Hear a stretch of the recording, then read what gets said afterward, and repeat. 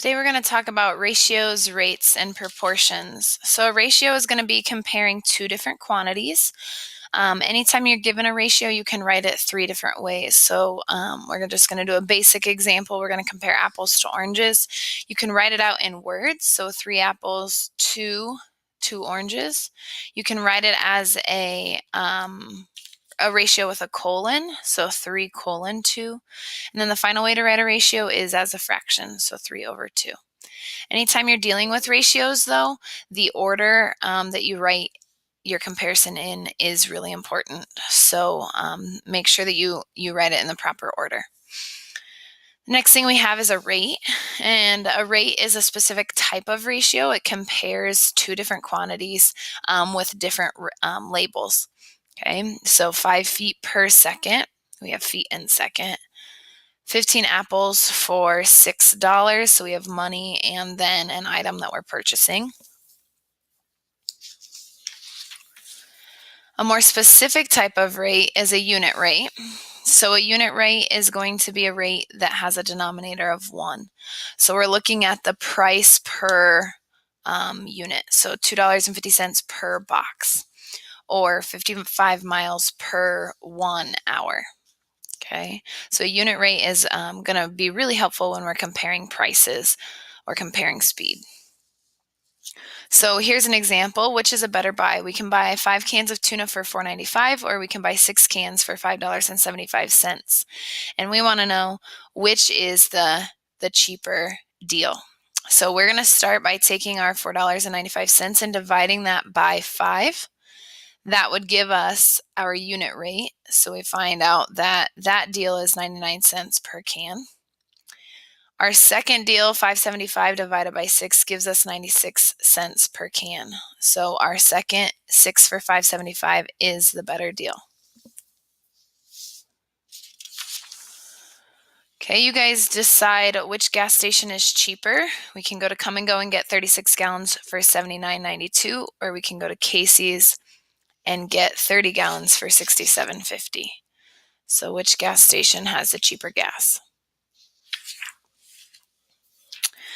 Okay, we can use rates to convert to different rates. So we have a bus that drives 30 miles an hour. We want to know what is that rate in miles per minute. So we're going to start with what they give us, 30 miles per hour as one fraction. We need to change that to miles per minute. So our miles is going to stay the same, but we have to change hours. So our second fraction, hours, would go on top to simplify, and what we're looking at, label we're looking for, will go on the denominator. So 60 minutes is in 1 hour. We get 1/2 of a mile every minute.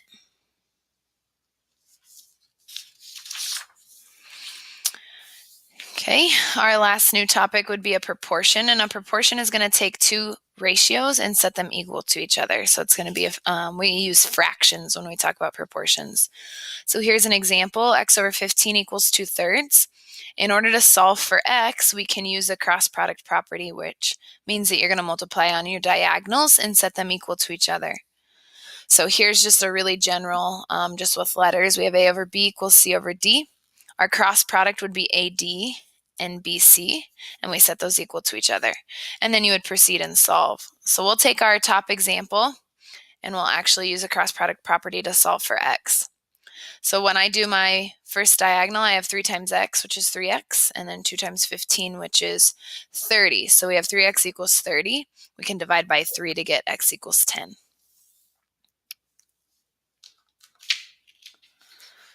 Okay, you guys solve this proportion, please. 5 over 12 equals 10 over x. Now we'll look at a little more complicated of a proportion. The idea is still going to be the same, so we still use cross product. This time when I multiply this diagonal, my x minus 1 needs to go into parentheses. My other product is just 12 times 1. So on the left side, we need to distribute 6x minus 6. 12 times 1 is 12, and now I can solve by adding 6, and now divide by 6.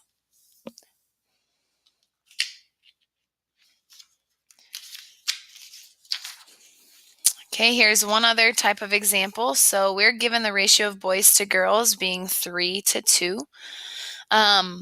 And we know that our class has 25 students, so we want to know how many boys and girls are in the class. I think I only answered the first question, but we'll figure out how many boys are in the class. So